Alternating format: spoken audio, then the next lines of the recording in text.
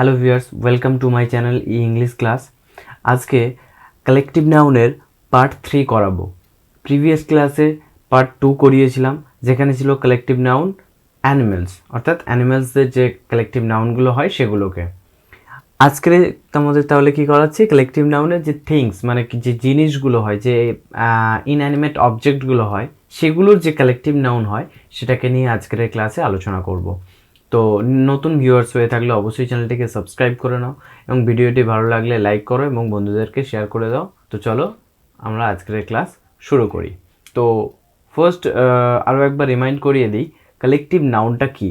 Collective noun কি? Group of words, মানে কি একটা দল। কোনো একটা, আমরা যদি পার্সনের কথা বলি, সেখানে একটা গ্রুপ অফ পার্সন হবে, সেই গ্রুপ অফ পার্সনসকে আমরা কালেকটিভ নাউন হিসেবে চিনব।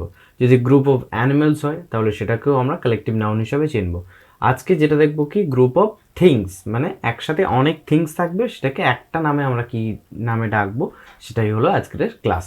তো চলো, ফার্স্ট ওয়ান কি রয়েছে দেখো, group of things. Group of things মানে আমি যে ওয়ার্ডগুলো লিখেছি সবগুলোই কিন্তু থিংসের মধ্যে পড়ে, ইনঅ্যানিমেট অবজেক্টের মধ্যে কিন্তু এই ওয়ার্ডগুলো পড়ে।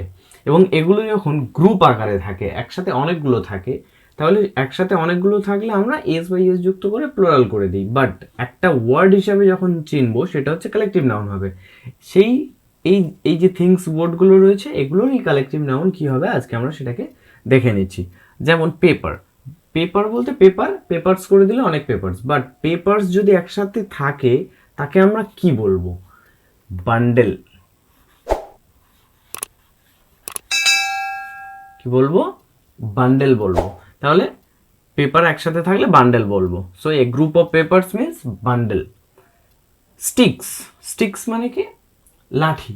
তো এই লাঠিও কিন্তু একসাথে যদি অনেকগুলো থাকে তাহলেও আমরা এই একই নামেই চিনবো, বান্ডেল। ওকে, নেক্সট কি রয়েছে? কটন। কটন ও টিস্যু দুটোই কিন্তু একই ব্যাপার। এই দুটো যদি থাকে তাহলে কিন্তু আমরা বেল হিসাবে চিনব। তাহলে কালেকটিভ নাউন কি হয়ে যাবে? Group of cotton, bale. Next কি রয়েছে? Fruit. A group of fruits, মানে একসাথে যদি অনেক ফ্রুটস যদি একটা জায়গায় রাখা হয় সেটাকে আমরা কি বলবো? বাস্কেট। তাহলে গ্রুপ অফ ফ্রুটস এর কালেকটিভ নাউন কি? বাস্কেট। তো নেক্সট আমরা কি দেখব? গ্রুপ অফ ব্রেড, অর্থাৎ একসাথে অনেকগুলো ব্রেড থাকলে তাকে কি বলা হয়? Batch. Group of notes. Notes মানে কি? যে আমরা বইয়ের মানে নোটস গুলো হয় যেগুলো আর কি, সেই বুকের নোটস গুলো যদি গ্রুপ অফ নোটস, একসাথে অনেকগুলো নোটস হয়, তাহলে কিন্তু আমরা সেটাকে বুক বলে থাকি। মানে বইয়ে এক একটা যে পেজ থাকে আমরা এক একটা নোট বলি, তো এই নোটগুলো যখন গ্রুপ আকারে থাকে তখন আমরা এটাকে বুক বলে থাকি। ফ্লাওয়ার্স। নেক্সট কি রয়েছে? ফ্লাওয়ার্স। তো ফ্লাওয়ার্স এর কালেকটিভ নাউন কি হবে? Group of flower. যদি একসাথে অনেক ফ্লাওয়ার থাকে তো আমরা পপুলার একটা নাম জানি কি? বুকে। দেখো শেষে কিন্তু ইটিএ আছে, তো অনেকের মনে হবে বুকেট, এরকম নয়, এটা কিন্তু বুকে প্রোনাউন্সিয়েশন হবে। নেক্সট কি রয়েছে? A group of keys. একসাথে যদি অনেক চাবি থাকে তাহলে কি বলবো? Bunch of keys, bunch. Okay, তাহলে গ্রুপ অফ কিজ এর কালেকটিভ নাউন কি হলো? বাঞ্চ। নেক্সট কি রয়েছে? Group of stars. একসাথে অনেক স্টার্স রয়েছে, সেটাকে আমরা কি বলবো কালেকটিভ নাউন হিসেবে? গ্যালাক্সি। গ্যালাক্সি। ওকে, নেক্সট আমরা এবার ওদিকে চলে যাব। শিপস। যদি একসাথে অনেক শিপস থাকে, গ্রুপ অফ শিপস থাকে, তাহলে কি বলবো? ফ্লিট। এফ ডাবল ই টি, ফ্লিট। নেক্সট কি রয়েছে? Group of trees. যদি একসাথে অনেক অনেক গাছ থাকে তাহলে কি বলবো? ফরেস্ট। কালেকটিভ নাউন কি হয়ে যাবে? ফরেস্ট।